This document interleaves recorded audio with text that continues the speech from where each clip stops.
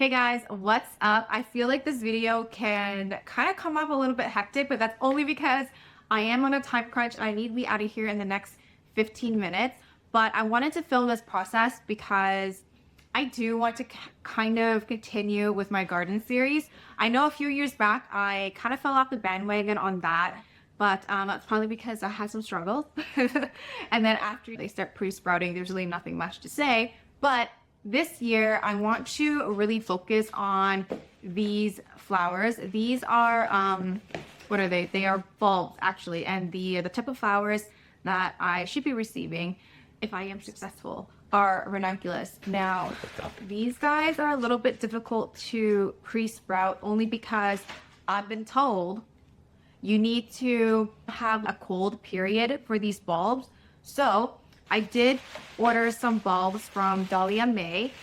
She is in, what do you call it, in Ontario. And for some reason, I am not able to find any of these bulbs in my local nursery or my my home hardware store. I don't know why. There seems to be like a certain season where you are able to pick these up, but I always miss it. So I'm like, I'm just gonna get it from a source. So like I said, I ordered these bulbs from Dahlia Mae. Very cute packaging. I love. And this version is the Italian Ranunculus mix. So I should be receiving some pink, some whites. My apologies, the mailman. Anyways, what I was trying to say was this batch right here, I should be receiving some pink, creams, and whites. And I think that is it. She did leave some other types of information here. Oh, this is very cute. Support your local farmer. So we have a sticker here. And then we have some photographs. They're beautiful. These are not ranunculus, but this is like a thank you card. Very nice, very nice. My receipt. Yeah, ranunculus are just so pretty. If you are successful at growing them in your garden, oh my gosh. Anyways, ranunculus, they're so beautiful to me. They are very whimsical, very romantic.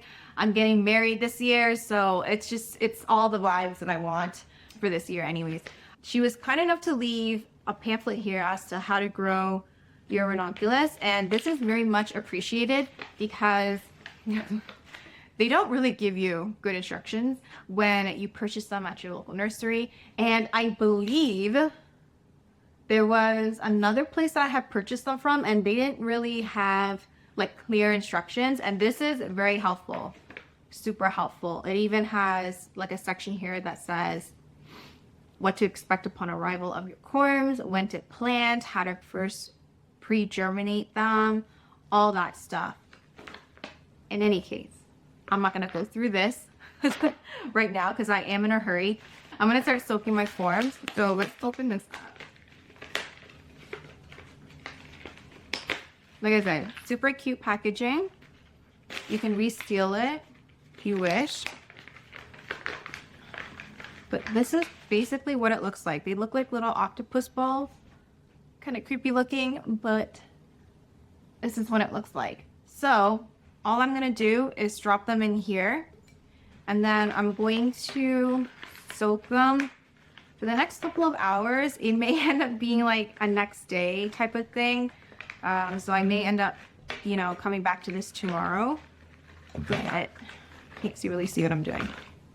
Anyways, I just emptied it into here. I'm going to fill it up with water, and I do have my air pump here. So all I'm going to do is drop the stone. I'm pretty sure you can soak them for up to like 4 hours or so, like at minimum, but I'm gonna attend to this tomorrow. So I'll see you tomorrow. So today is day 2. These guys have plumped up so much. I'm gonna have to put up a before photo for you guys so you can really appreciate how much they plumped. Now, I don't think I had really explained why I was using an air pump.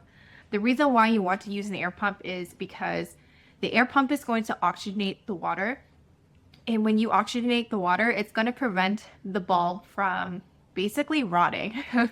So it keeps I wanted to say corms. I don't think it's a corm. It's pretty sure it's called a bulb. But anyways, it keeps it from rotting. It stays hydrated, and it just keeps things moving, as opposed to just kind of like letting it sit in water. You run the risk of rotting the bulb. All right, so these are good to go. I'm going to pot it up in this little container because I can just put a lid over top of it.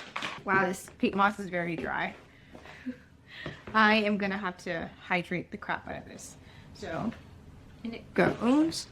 And I think a few years ago, what I had actually used was like a little greenhouse situation. That worked well, but the thing was that I could never tell whether or not it was rooting. So I prefer to use something clear like this, so that way I can actually see what's going on and know that it's ready to be replanted or whatever it is. So I think this is good. The correct way of planting these guys up is to plant it down. So the little fingers should just go down like this. Hopefully they start rooting for me. It would be really sad if they don't. I think when I first started doing this a few years ago, I think only two out of the 8 that I had planted and tried to pre-sprout grew, and I was just very, very sad about that because they were so expensive. And Ranunculus, I'm pretty sure I read somewhere where who was it? Someone said that it's like copyright or something like that. I gotta look it up now. This is gonna drive me nuts. One moment.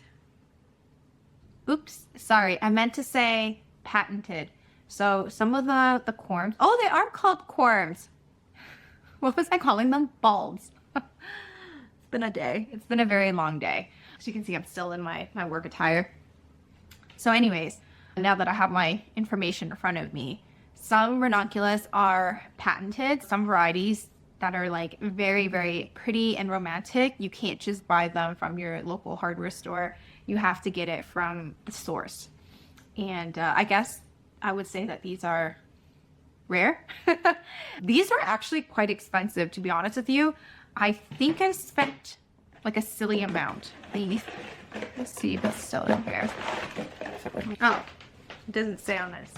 I have the receipt. Hold on. I spent $21.95 for 5 bulbs, and it's an Italian mix. So I don't even know if I'm going to get, you know, a nice mixture of things or if I'm going to get all one color. It's going to be a surprise. But you know what? That's fine. I'm here for it.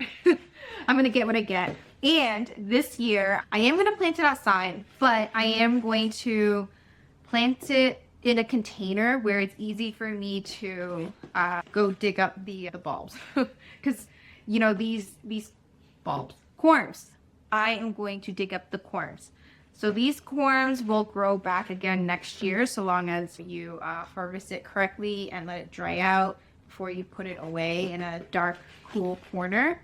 So that is my plan.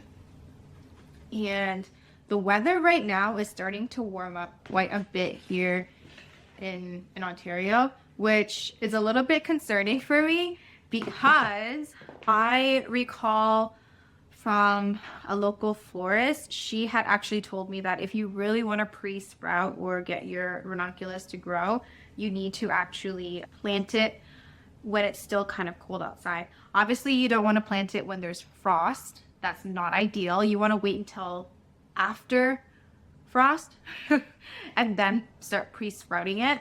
These corms, they do need to have like a cold period. So I guess I could just leave it outside like during the winter instead of harvesting the corn, but I just don't want to run the risk of it rotting. And it could happen. It could very well happen. So I'm just gonna, yeah, we're gonna see. Maybe it'll just stay in here and never leave. We'll see.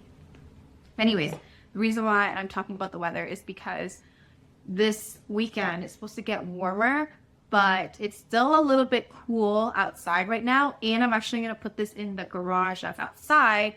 And it's actually significantly colder in there than it is outside. So yeah, I'm going to go ahead and give this some water and then cover this up. And I guess I'll give you guys an update once I start seeing some movements. But yeah, I probably won't be disturbing it, so maybe not. We'll see. I can't foresee it being a very interesting video other than, hey, look, we have growth. I'm going to water them. I'm going to cover it up, take it outside into my garage, and just leave it there. One thing that I do want to mention is it does not need to be in direct sunlight, or it doesn't even need any light at all. We're literally just leaving it out there and forgetting about it and checking in on them the next couple of weeks. So I am pretty sure in 2 weeks I should see some sort of growth. Anyways, thanks for joining, and I will see you guys in the next video. Bye!